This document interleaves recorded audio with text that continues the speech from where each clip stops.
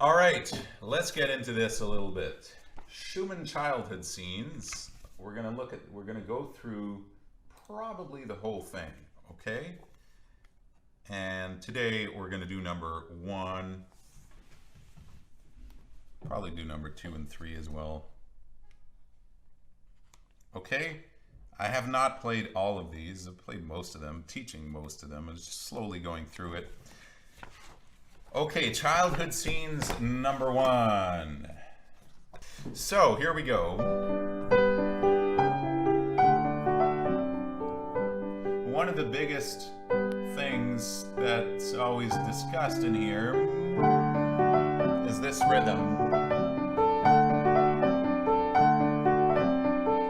Okay, so everyone's playing it a little bit differently. Sometimes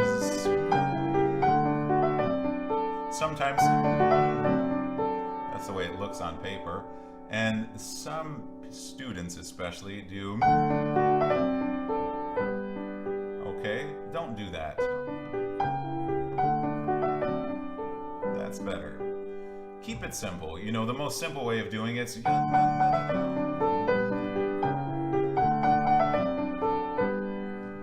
right, but this is technically on paper is a 4 versus 3. So some people play it like that. I think Martha Argerich has a recording and she does that.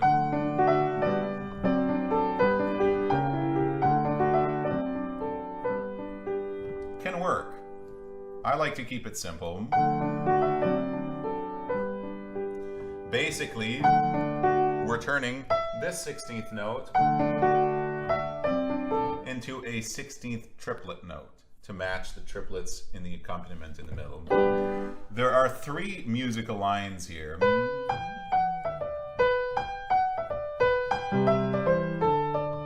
The top, the bass, and the accompaniment in the middle, which is shared with the 2 hands. And you're always using the 2 thumbs, both in the left and right. Thumb, thumb. Naturally, the accompaniment should be softer. You don't want to. And the thumbs are naturally a little heavier than the rest of the fingers. So, very important to keep the thumbs light. Don't let them get too boisterous.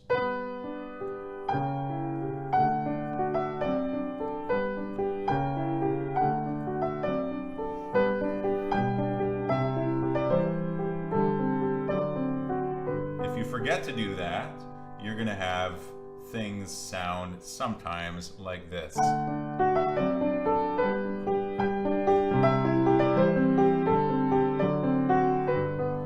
how it's distorting the melody. The melody is no longer clear because some of the accompaniment notes sound like part of the melody.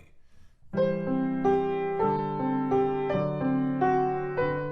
don't want that.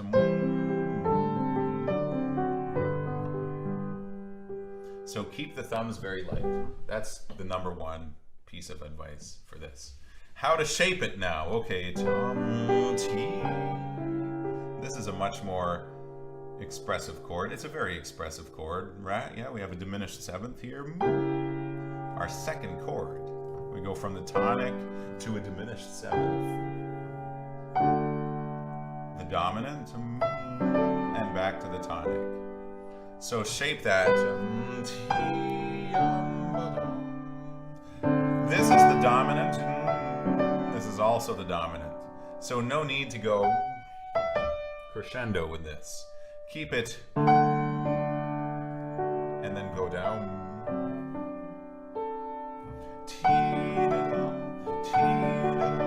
More here, less here. Grow into the diminished 7th chord. So basically the G and the F sharp are more important than the other notes. This one here and this one here, and then go back down. A 2nd time again. Now the 3rd phrase is longer. It's twice as longer. There's 2 bars plus 2 bars plus 4 bars. That's the 8. The 8-bar phrase is made of 2 plus 2 plus 4. So that 4 bar second half of the phrase can be a little different.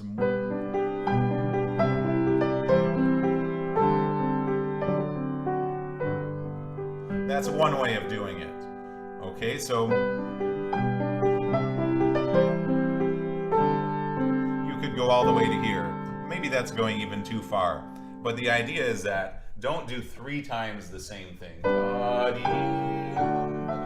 And again.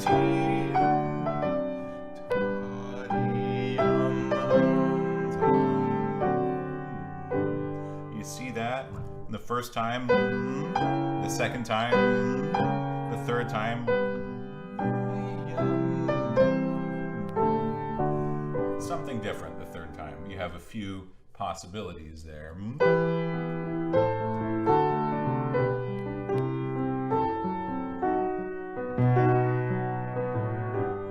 This is a very good piece to practice voicing things. Because you have that accompaniment that's very soft. And a melody that should stick out without being overbearing, but very focused.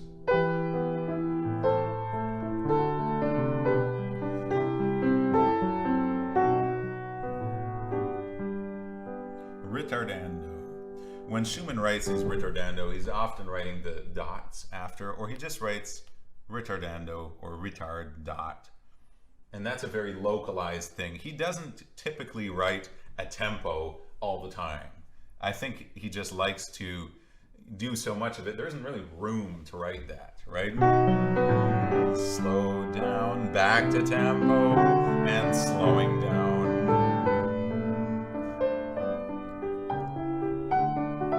So see how that makes sense if you do that? 1, 2, 3, back to tempo in bar 13. So you're slowing down at the end of bar 12, taking the tempo back immediately in bar 13, and gradually slowing down over bar 13 and 14. If you want it to sound really good, make sure the second half of bar 13 is already slower than the first half. That should sound like this. 1, 2, 3, 4, 5, 6, 1. And not 1, 2, 3, 4, 5, 6, 1. Start slowing down right away. 1, 2, 3, 4, 5, 6, 1, 2, 3, 4, 5, 6, 1. It makes sense to take that last 16th note as part of the next phrase. Instead of doing this, it's a pickup.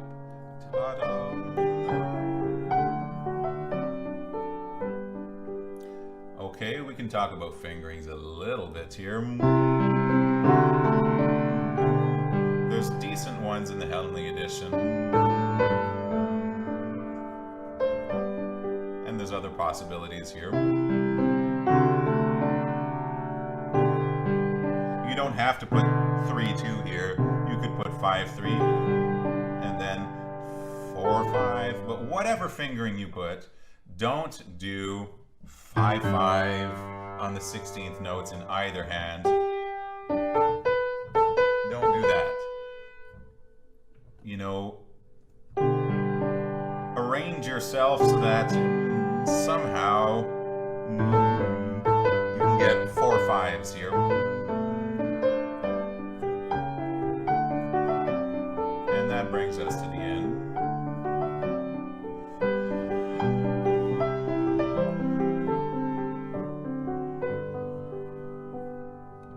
So that's it for number 1. Keep the thumbs as light as you can, and this sounds pretty good. When you have that repeat in the second half, maybe you do something a little different, you know? Maybe you change the color a little, change the balance, perhaps bring out a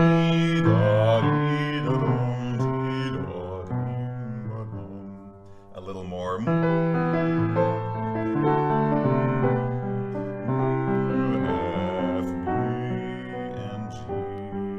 But don't do it at too much expense of the right hand.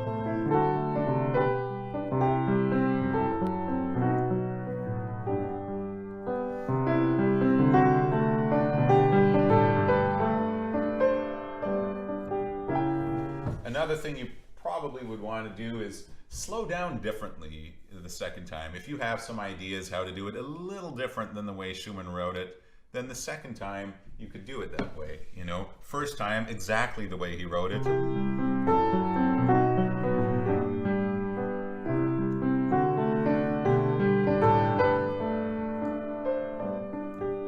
And second time maybe something, maybe you slow down a little earlier.